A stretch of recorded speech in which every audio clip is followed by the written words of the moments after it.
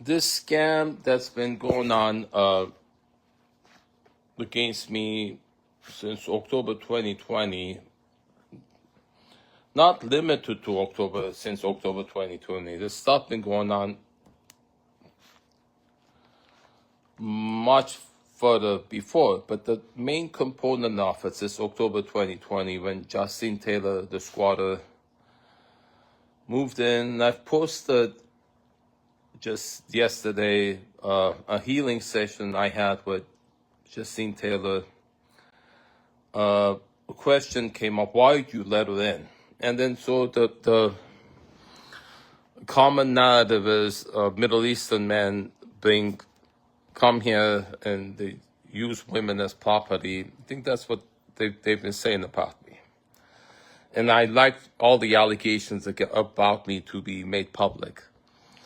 All the biases, all the stigmas about me. So I want insight on what's going on here. The therapy session shows the purpose of that house, that address, sanctuary for traumatized women.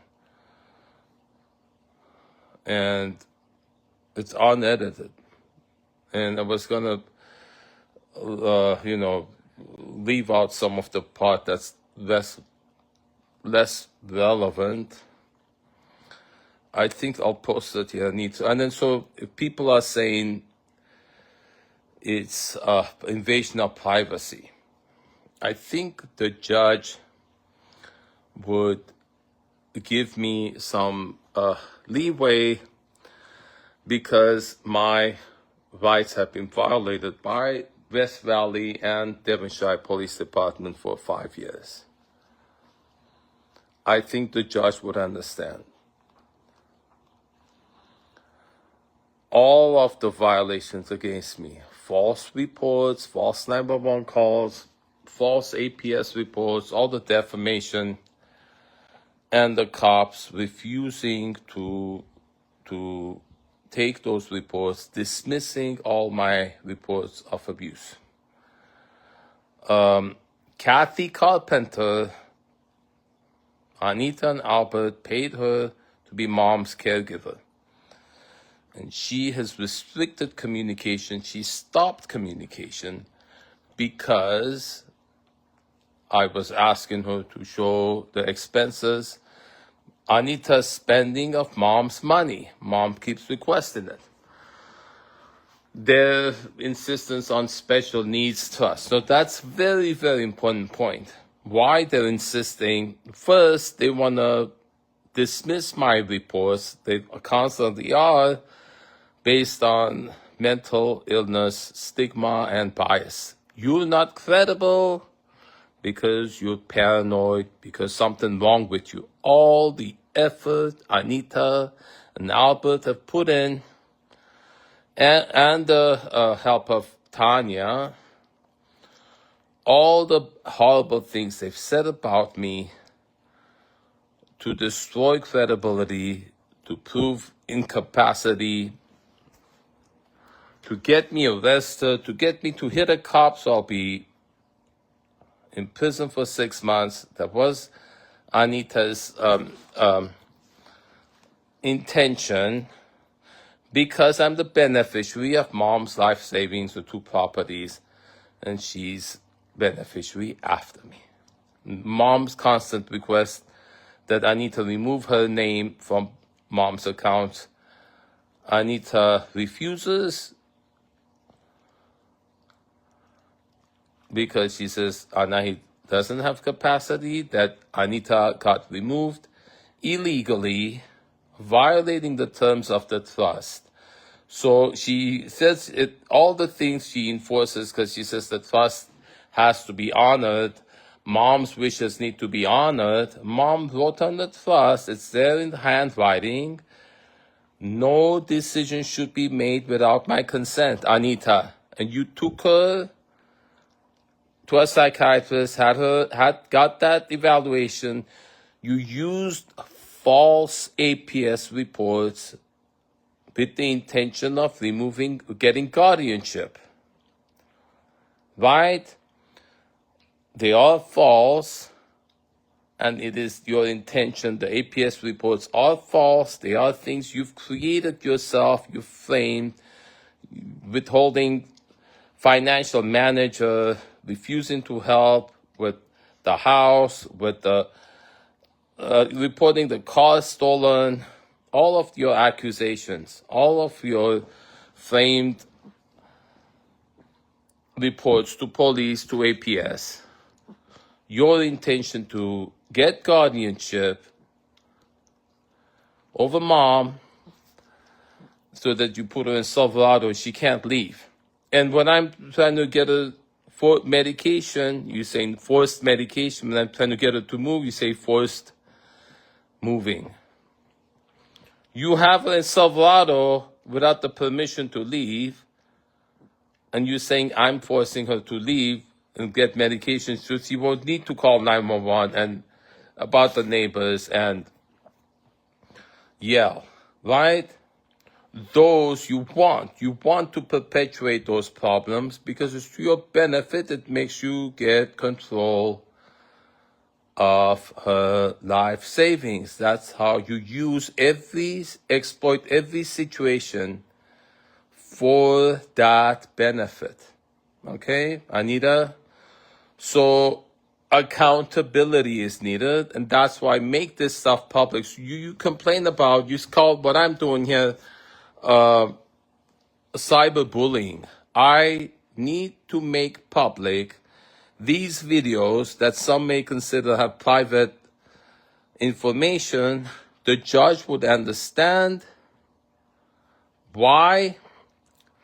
Because the police have refused to enforce the law intentionally. If you've refused to be accountable, Kathy Carpenter, you've not been accountable. You've cut communication intentionally because you are a mandated reporter, Kathy.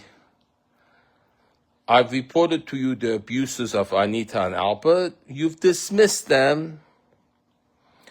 And then the narrative of me being special needs.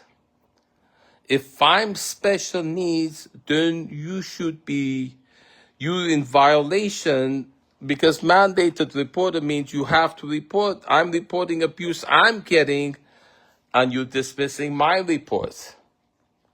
Do you hear what I'm saying?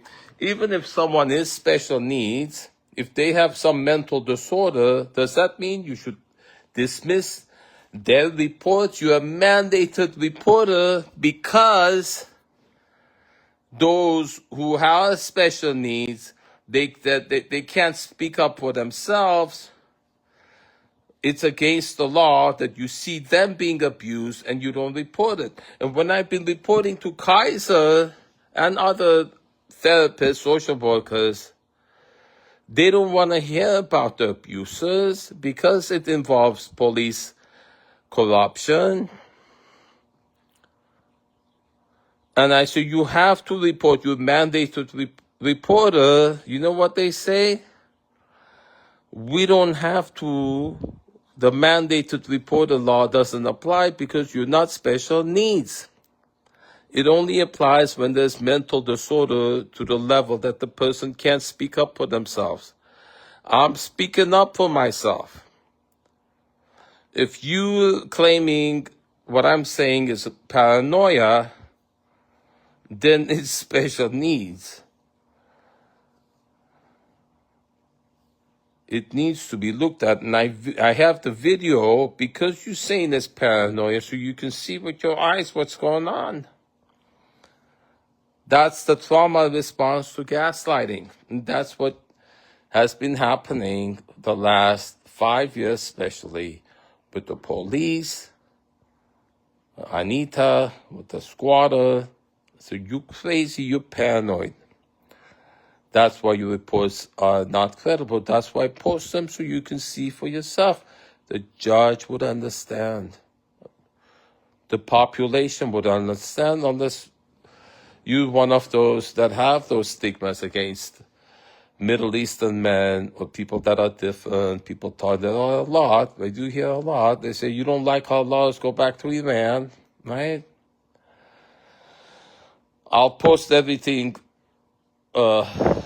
Miriam Prizel, City Council member Miriam Prizel, administrator of the Sepulveda Basin Dog Park, and the Facebook page that got me kicked out off that Facebook page, preventing me reporting about this,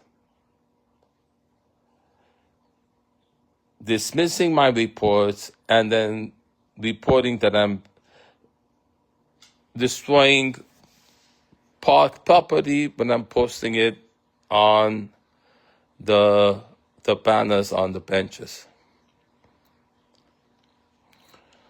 Dismissal of reports, prevention of reporting abuses. My Yelp account was deleted because I was posting about Miriam Prizel and the police stations. There was no other violations.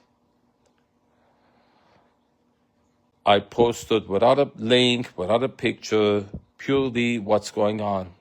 And my reports were deleted off Nextdoor app.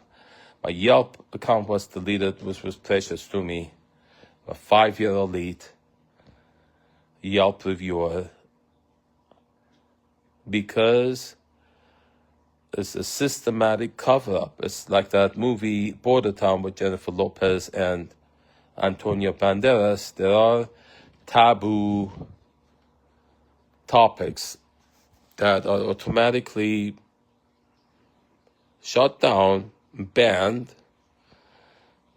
In this specific one, America attacks Middle Eastern men and other stigmatized populations using law enforcement, enforcing encouragement of scams. Daily 911 calls, they're illegal, they're malicious, they're intended to attack me. Police intentionally encourage and support it. They encourage and supported Justine Taylor's 911 calls. They supported her gang members coming in there to intimidate me while I had restraining order against her, saying she's allowed to have visitors as a tenant, and if you don't allow it, we're going to arrest you. We could arrest you. Sotelo was saying, Sergeant Sotelo of the West Valley Police Station. And then Anita and the police encouraging moms' daily 911 calls and preventing the solutions, preventing the move. That was ordered by the judge 7 years ago. And when I'm there trying to find the name of that judge, and that case is restricted, the guy at the Devonshire police station said, I'll have the supervisor explain it to you, and Sergeant Lafferty comes out scolding me, as police have often done, to discourage me reporting and discovering the corruption at the police department. The crimes committed against me, all of the 911 calls, all of the false reports to police, and then the violation of FOIA. I've made formal requests for the 911 calls of moms. I've gotten the list, the 79 reports from my address where I live in White Oak. And that does reveal that those are wrong. Those are intended to wear me out. Every time police come, they're supporting a criminal fentanyl dealer in my house. Given they gave her, they know she's dealing fentanyl, they give her Fourth Amendment protection. They give her drug-dealing friends visitor privilege. They're visitors of a tenant. And then in this house, when Netta called and said she came here and Peter wasn't here, was a lie. They come in without a warrant. They go into that room that I'm in. There's no privilege of privacy for me. They provoked my arrest. This needs to be looked at. An attorney, TV producers, journalists, investigators, civilians, make FOIA requests and subpoenas of the 911 calls of these two addresses that my mom owns and I'm the beneficiary of, that the police were attempting, the helping to get Justine take the property to use as fentanyl dealing location. Anita is trying to get them from me. She wants to control them, seize them. She wants to put me in jail. She wants me out of the loop. So look up all the 911 calls, make FOIA requests for them, subpoena them, the both addresses going back 7 years, make them public. I, Zeke Matevosian, am requesting, make public all the reports against me, all the 911 responses, body cam videos, dash cam videos, the recordings, the 911, what's being said about me, what the notes the police are taking, the badge numbers, officers' names, everything. Everything about me, these two police stations have been reported. I'm asking for that to be made public. Subpoena it, make FOIA requests for it, get it, make it public. I need the world to know what's been going on with the police and me and my mom and Justine Taylor. Then look at all the addresses Justine Taylor has occupied in the past in Florida, New Jersey. Find the other people this has been done to. Class action lawsuit, get it on TV. I'm Zeke Matevosian.